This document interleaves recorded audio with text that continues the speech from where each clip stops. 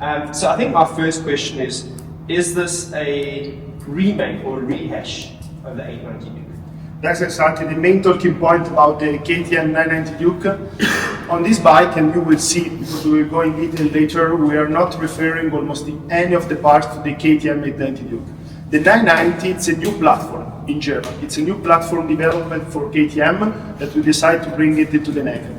Now the bike will have a lot of parts that are also takeover from the 1390 Super Duke. So basically it's a bike that could grow up in terms of shape, in terms of riding feeling, and we were quite ambitious in knocking at the door of the Super Duke. It's a bike that is not referring it almost any part to the 890. It's a complete new development that now we will go through all the points, and really you will see that in terms of feeling, riding experience later, and parts, it's really approaching the Super Duke. Yeah, so going forward we will have, obviously we have the 125, the 250 and the 390 Duke, then we have the KTM 790 Duke, and then the 890 Duke has been discontinued. So you will then jump to the 990 Duke and the 1390, so creating a clear separation. And as you said, I mean, it's quite a bold statement, saying that we're knocking on the door of the 1390, and honestly, I mean, when we started talking about how we would present it, I said, man, you know what, it sounds like a marketing gimmick. Like, honestly, you know, these guys, we're going to present it to you, and we need to prove to them that we really did that. So I think let's do that. Let's dive into it. First and foremost, as we said, 890 Duke was a good motorcycle. We've used no reference of this motorcycle, and we'll explain to you now. So kind of scratch that. It's clean sheet of paper. Also, what was good, and you'll see through this presentation, there was absolutely no compromise. So first and foremost, when I looked at the motorcycle with you, I think it was the beginning of last year, I looked at the frame and I said, yeah, definitely visually looks, I think, slightly different before having any insights, technical insights.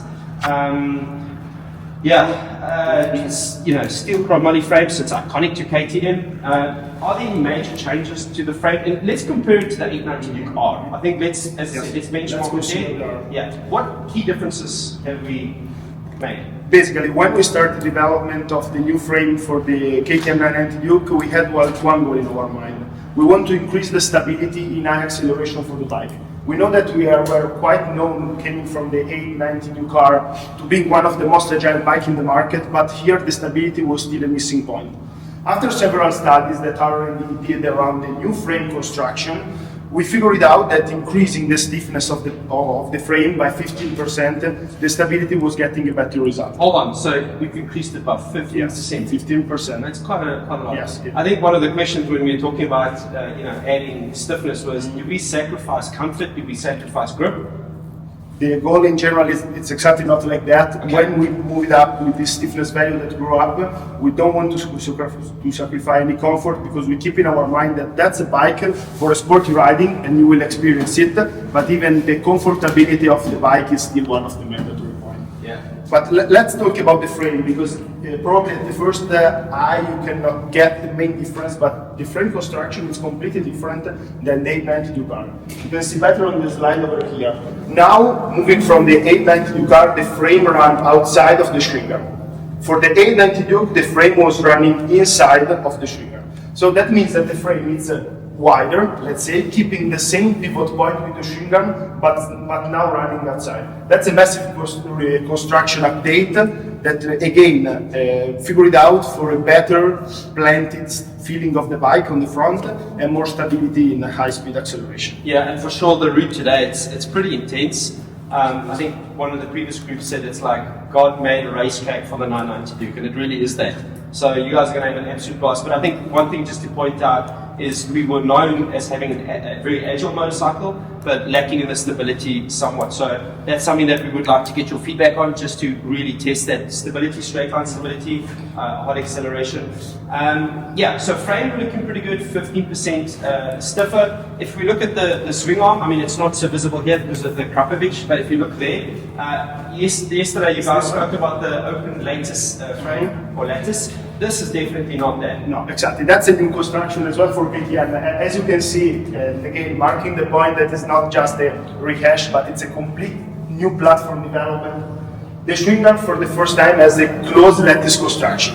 So we are not used anymore the other technology that we still keep on the joint product and on the 790 Duke, but we move forward with this close construction. It's not just visually something different, but it's a new technology. Basically, it's a gravity die cast construction that allows us to get a lighter shrink. In general, we have also data quite interesting. Just on the shrink arm, we are 1.5 kilogram lighter than the 890 Duke. Stefano, when we were talking about the change of the swing arm, you said we lost weight. We were discussing let's say the not really the benefits, but the effect if you have the open lattice, it's a little bit more stiffer. Yes. Has it compromised, let's say, any of the structural integrity, or has it changed the character of the swing arm? In general, the idea was not in that direction. The idea was to have a blended feeling of the rear as well, with the lighter construction and the stiffness value now are balanced with the stiffer frame, and basically you have a really good traction on the back. Okay. So it's cold out in the mountains, we're going to be going fast, you will feel it for sure. All right, let's start adding the engine. As we said, a lot of learnings coming from 2018 when we introduced KTM 790 Duke. Again, visually, it's as you can see there, it's the LC8C engine. We know it's the most compact engine in the segment, which is really good. Visually, again, as I said, it looks very similar to 890 Duke R. Is it? Forget about it, honestly. We probably don't have enough time, and I don't want to run you fell asleep, because the engine is a complete new development. It's not just an increase of bore stroke, but it's a whole development in all the parts. Probably I can mention all of them because they were redefined completely to have the new engine. A lot of torque also here. That was one of the main goals. 103 Newton meter of torque for 123 horsepower. And I can guarantee that today, when you will test the bike in a curvy road, in a twisty road, you can really feel the power delivered on the rear wheel after each corner. Basically, it doesn't matter in which gear you are, the engine, the two-cylinder engine will always have the right. I think that's one thing that we've always focused on is instead of adding massive horsepower, which is obviously not a goal for us. It's having a motorcycle that's torquey enough. Because let's be honest, we're at the racetrack today, but majority of people ride these motorcycles on the road.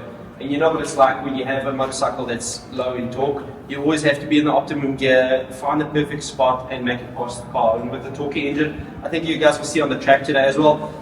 Mentally you'll approach a corner thinking, I should go to second, just run in third. And it's the same here, some really twisty corners there, really hairpins where you think that's probably a first gear corner, just stick it one gear higher and run it out. Yeah, again, we're looking even more to the rideability of the bike and the possibility to get you have a really immersive riding experience without thinking about the gear, then getting a higher horsepower for no result. Let's say. Alright, so we're looking pretty good on the frame, the swing arm, the engine. Let's add the suspension. As you guys can see here, we obviously, WP is our choice of components, and up front we've got the 43mm WP Apex open cartridge front forks. Very similar to what we spoke about yesterday, compression one side, rebound on the other side. Important here is it's actually not 5 clicks, it's 4 clicks, but it's 5 values, 5 positions. And exactly the same strategy as what we have with 390 Duke. We give you less clickers, so as you said, you don't have to hunt for that perfect setup. That's the idea, but in general it's a bit more that 390 take over the logic of the 990 Duke, because here we made the massive, let's say, we rethought about the concept of the suspension to have the 5 clicks instead of the 30. So same range, just defining it for a better usability for the rider. I will suggest you also today during the ride, check it out, also according to your weight that you can adapt it, because really the bike make a massive difference from one click to the other. Actually, suggestion we had for the previous groups was start it off as the standard. Maybe when we get to the photo point, after that, give it 1 or 2 clicks. We can adjust the indicator on the front fork just to see when you can go the travel. But really 1 or 2 clicks, it's like a game changer, it makes a massive difference here. On the back, obviously, WP Apex as well. So again, with the C spanner, you can adjust the preload. And also we've got the 4 clicks, 5 positions on rebound. So suspension, you guys will see, as we said, it's the package, right? We have the agility, we want to get the stability, so the package needs to be good. Yeah. And consider as well that in general the setting of the bike, even if the hardware is something that it's even new, but in general the whole setting of the bike was developed in street like the one that you will test today. So we didn't take any compromise. The bike can be considered comfort, but it's more in the sporty direction for twisty roads right now. Yeah. All right, so let's dive into it because there's a lot more to cover. Visually, this bike specific, it's got the carbon under tray, it looks super sexy. But if we start with the subframe, because that's part of the design element when you guys start looking, well, actually in the clay room, that's quite an interesting place to be. So design-wise and structurally-wise, let's combine those two topics and then also maybe talk about the e-box. Exactly, because then it's exactly that point, the important point, that when we talk about the subframe, it's never a one-point talking, but it's always the combination with the airbox. In general, the idea here was to have a compact airbox that can run completely under the seat. So the aluminium subframe, it's quite in a premium material. You can see the finish from the outside, and it's like it includes all the airbox that run into the center of the seat. Air intake stays on the side, and the idea was to create this slim fit on the central side of the bike to allow you to have a better knee contact point all over, and then getting a bit wider to hold your seat in the back. I mean, it's interesting, we were talking about this, the frame stiffness, the swing arm stiffness. How important is it to match the subframe stiffness to the rest of the chassis? Yeah, basically it's a three components development, because when they are calculating the stiffness value, frame run it as the main point, but then also swing arm and subframe has to adapt to the new frame stiffness. Yeah, we spoke about the engine, it definitely makes a good sound as well, but you'll also hear it today with the airbox sitting right under your arse. Yeah, the sucking, it sounds really good, so yeah, really good sound coming from the engine. Alright, so let's keep adding. When we launched this product, it was at EICMA. One of the key things that we mentioned in our press release and in the press kit was the wheels, and that the inspiration and the design came from Super Duke. And we saw a lot of comments where guys would say, yeah, but how's that possible? Because the Super Duke is a single-sided swing arm, and this is not that. Let's maybe start with the front wheel. That's a one-to-one takeover from 1390, right? That's exactly the point. The front wheel is exactly the same part number that we have on the Super Duke. Again, marking that we are just referring to our the Beast and not anymore to other bikes. For the rear, we had to adapt it because for sure we have a different string arm construction. But in general, in terms of development and technical side, it incorporates the same technology and the same feature that we have in the Super Duke. Yeah, actually, if I can refer back to 2020, Portimao, who was actually at that launch? You, a couple of you guys. So we made quite a big step forward with the Beast 3.0 with actually essentially these wheels. Obviously, good gain and unsprung mass. We added Bridgestone S22 tires, which is actually on this motorcycle as well. So as you said, the knowledge that we've gained over the years with Super Duke is now actually filtered into this product here. So it's not looking down, it's actually just reaching up and as you said, knocking on the door. So yeah, cool, let's keep moving on. When we start talking about emissions, this is something that's for me is a bit of a pain point because I know what it means. It means adding lambda sensors, everything else. And when you said we have to be Euro 5 plus compliant, I said, man, that's going to mean we're going to have a cannon on the back just to compensate for all the lambda sensors and catalytic converters. And yeah, I mean, obviously this bike here has the Evo 9 exhaust pipe on. You guys will see the standard bike outside and obviously in the picture. You managed to keep the silencer pretty small, but it was quite a lot of hard work, right? Exactly, because in general here you have the Acura, but in terms of volume it's not so different compared to the standard exhaust. You see that the volume and the shapes, it's quite similar. The idea here was like to have the slimmer construction and with less volume as possible to be compliant with the Euro 5 Plus homologation.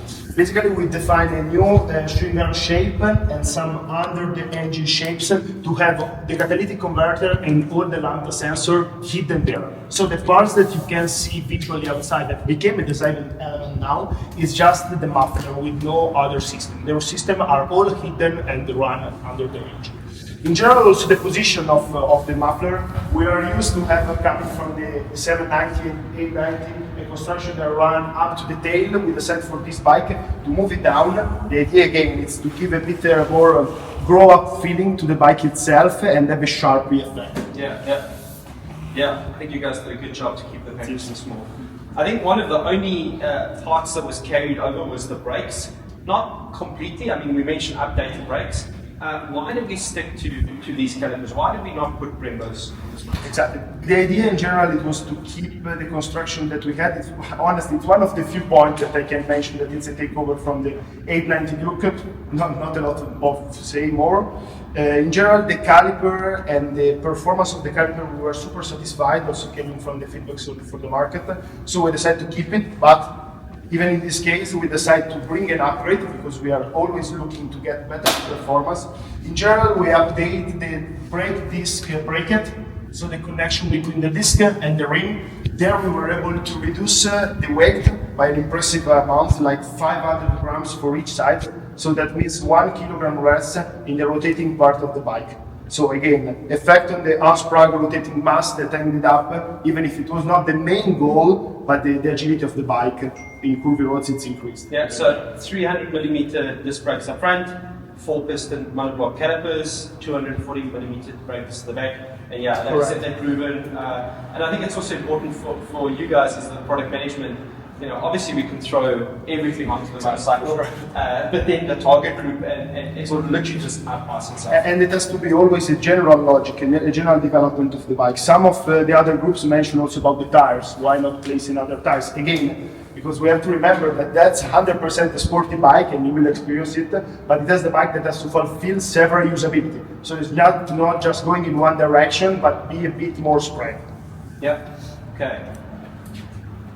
Let's talk about electronics. I don't want to dive into we have ride modes and we have supermoto ABS because let's be honest, that should be standard on this bike. Let's maybe talk about the electronics that, as you said, allows this bike to knock on the door of the 1390. So what is new? Yeah, let's talk about track mode. Please set your bike in track mode if it's not already like that. It's not a track screen as on the 390, it's a real track mode. Basically with track mode, on top of having a real clear visualization with just essential data, but you can activate other riding functions that basically will help you during your ride to customize your bike according to your expectation. Slip adjuster, you can define it from 0 to 9, 0 minutes, turn it off. 9 is the highest value, and with the slip adjuster you can define the angle of how much you can spin your rear wheel. Then we have no more anti-wheelie. Yeah, because let's be honest, anti-wheelie wasn't very nice. No, it's not so sexy. Exactly. Now we move from anti-wheelie to wheelie control. So we have basically the bike can detect the angle where are you placing your wheelie from very low, low, medium, high, very high, and off. Basically, with off you can almost flip over. Remember, there is always a physical logic in the development. Yeah, laws of physics do apply. Yeah, exactly. We have to consider also it in the case, but in general now you can really define the angle that you want to put your wheelie, and the engine will adapt itself to not let you flip on the back. The logic of the development of the wheelie controller is that when you get out of the corner and you want to go full on the throttle, you can do it, and the bike basically will keep a certain level of a certain angle of wheelie up to out of the. And I mean the goal is actually to keep drive forward. Yes. Yeah. Okay. Slip adjuster, we didn't mention, but we have the new shift cubes on the bikes, complete new development with the really fine ergonomics. You will see that with your gloves, you will find the bottom in a quite an easy way. And we have this slider on the bottom with plus and minus. That's quite an interesting feature because it will let you modify the slip adjuster setting directly from one corner to the other. So if you think that you want to slip a bit more or the tarmac will change from one corner to the other, you can really adapt it instantly. I think actually one of the features that we forgot about, and it's probably one of my favorite ones, is that we've got telemetry on the bikes. So it actually gives you your absolute value, so while you're riding, but it also saves maximum lead angle left and right. So when you stop, I mean actually the previous group said about a 5 stopped like 8, yours is only 43 and mine's 46 degrees. So actually we had one guy that had 100%. Yeah, he fell over. So let's avoid that. That's pretty cool. No, that's interesting. It's true. On telemetry, you will have the in track screen as well. You have the whole visualization that is all in red. It's quite racing appealing, and you have the lean angle, the current one, and the maximum one. You have also the throttle position, the acceleration, and the deceleration. So for some eye-catchy data that you can play with others. Yeah, obviously you need to be able to read all this data. So again, 5-inch TFT dash. I mean, not much more to say there. Again, knocking on the door of the Super Dukes and taking inspiration there. I mean, we've become, I wouldn't say famous for the pictograms, but it definitely has changed it. Yeah, in the past it was text and it was pretty difficult to read. You know, obviously with slip adjustment as an example, it actually shows you with the pictures what's happening. That's also, let's say, the feedback from the market are quite positive. We are still pushing to upgrade the pictogram to let the customer even more experience what the bike will do. So basically, it's not just a number that you have to check the user manual to figure it out what does it mean. But directly on the dashboard, you can see, for example, for the wheelie mode, the level. Basically, you can have an idea of the angle. So again, usability and customer orientation. Yeah, because let's be honest, I know theoretically we should set up our bike before we ride. But that never happens. You jump on and you get going, and then you're like, oh shit, I need to change this. And to try and read while you're riding, you are not doing it. No. You don't have this kind of stuff. So, okay, bonded glass, scratch resistant, glare resistant. Okay, as I said, let's not talk about the things that should be known. Let's carry on with the presentation. So, we almost at the end of the presentation, we can actually shut up and get riding. Fuel tank wise, 14.5 liters. Theoretically, if for everyday use, roughly 300 kilometers. You will not get 300 kilometers today because we're going to be settling it properly. But obviously, the sound of the button, come on, we KTM, we can't do things the normal way. No more looking stuff. So stepping it upwards, as we said, and it was really, you know, thanks to the design, as you said, premium finishes. And I think now in the whole lineup, 390 Duke, 990 Duke, 3090, all the parts are painted. As you said, it's the highest level. Yeah. Basically, as you can see, that the bike, again, S390 here, we mark even have an upgrade even more. The bike is completely painted and the stickers are overcoated. That's the same technology that we have also on the Super Duke, on the 3090 Super Duke. And why the same technology? Because basically for mass production bikes, that's the highest level of finish that you can have. So the experience that you will have in terms of material, color, trim and graphic is at the highest level that you can have. No compromise on that. As you can see, the tank spoiler now will go up, moving even more to the front. That's again a design element and the design shape that came from the Super Duke. A lot of Duke's texture around in this bike, you will not have it, but in yours as well, on the seat and on the tank cover. And a real slim feeling in the center of the bike, as we say. So when you jump on the bike, you are really able to keep the knee contact point. That's again one really crucial part for us, because also on curvy roads, your knee will always keep control of the bike in this side. Interesting point is also about the seat, because we changed the angle in the front part of the seat. Now with 2 degrees a bit more steeper.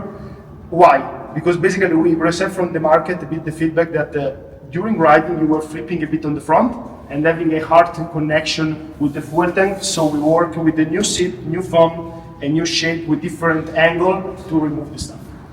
Previous group said, now the seat's actually comfortable. Yes, you can stay where you want, basically. You are not flipping in front. Yeah. I think one of the talking points when we launched the bike was the front headlight. As I said, you know, people referring it to Terminator, Interstellar. There were so many different comments. And to be honest, when I looked at the images that we had, it didn't look so super sexy. In real life, hopefully you guys agree with us, it does look a lot better. Obviously, the design of the light has to also, you know, flow and match the rest of the bike. So I think that's one of the quick talking points, but also there's a benefit of the light, not just looks. Yeah, in general, that's the point, Rian. As we mentioned, when we published the first picture and the first press release with the picture of the bikes, we get most strange comment that you can ever get. But then when we were in EICMA, we present the bike there, and the first journalist came, checked the bike, and saw the general shape and dimension. They see that it's a wall integration with the shape. Why I say like that? Because, for example, that part is not a takeover from the Super Duke. Because the headlight was developed with the goal from the beginning to integrate it in both of the bikes. So we cannot say that it's a shared part, it's the same, but it was developed for both the shape of the bike. LED position lights that run on the side by Sharpie, high and low beam in the center. Thanks to the new construction, we remove a quite light point that we had on the previous bike that was like a line in the center where there was no light. It was actually a hard cut, so I mean the light would shoot pretty well if you ride at night. It was just a cut. But a very hard cut when this is black. Now the light is completely sprayed on the road, so you have the complete line on the road that's sprayed with lights. So Yeah. no more this issue also. And again, it's really the Duke DNA that had, like, we think that you will see looking in your mirror while are you riding. When you see a bike with this headlight design, you can immediately recognize that it's a Duke. Yeah, so I think that's great. Same as yesterday, the question comes up, how much of the bike is new?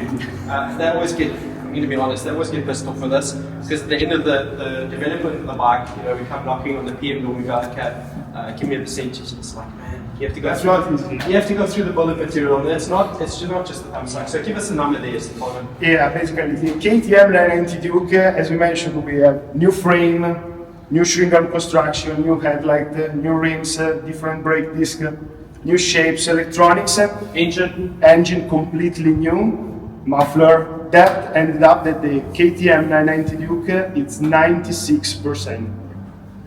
Take notes, because that's quite an eye-catchy data, I know. It's impressive also for us, because honestly, when the marketing team knocked at our door, you know, we work so long that we don't realize, honestly, that it's such a new bike. And when I went with Johannes, the chief engineer, to the bill of material, we realized, like, okay, we have the brake caliper and some couple of other parts. The rest, it's completely a new development for the bike. Yeah, cool. Just before we jump on the road, just very quickly, so this bike is dressed in the Powerparts, all the Powerparts you can get. It's obviously got the Krapovich EVO line, which gives you an increase of 5 horsepower. Yes, system. But we also have obviously the slip-on Krapovich, and also the slip-on Ramus, which actually gives you no horsepower gain, gives you a good sound, and obviously you lose a bit of weight. But just very interesting. I mean, this bike's also got pro component suspension, and as I said, carbon under tray. I don't want to bore you guys with the Powerparts talk, but just one thing that for me was really cool, and I think we pissed off a lot of guys at R&D. So I think it was June last year. Yeah, shooting. Yeah, just before we did the shooting, we actually used the bike that was dressed like this. Me and Stefano walked into the workshop, and we were looking at the bike, checking that everything was on point. And we actually had this exact part fitted as well. But something looked off. And if you can imagine, if you look at the line now, it's pretty in line with the subframe, so it looks quite aggressive. But actually, the angle it was down a little bit. So the silencer, it didn't look so sexy, it didn't look so sharp. And you guys decided to change the carbon bracket. So maybe just tell them about the carbon bracket and then also standard. The idea in general, as you can see, we really love this sharp feeling that now we have with the muffler, completely aligned with the tail, that follow the same line, give problems and aggressive feeling. But there was a reason why the muffler of the standard bike doesn't have the same line as on the tail. Basically, in this bike, we redesigned also the footrest position for the passenger, because before the feedback was that the knee angle was a bit too close, so the passenger comfortability was not the best one. And with the new angle, we have also the new bracket that does not let the muffler be completely aligned with the tail. Yeah. Okay, I think let's stop talking. As we said, let's cut the bullshit and actually go and ride.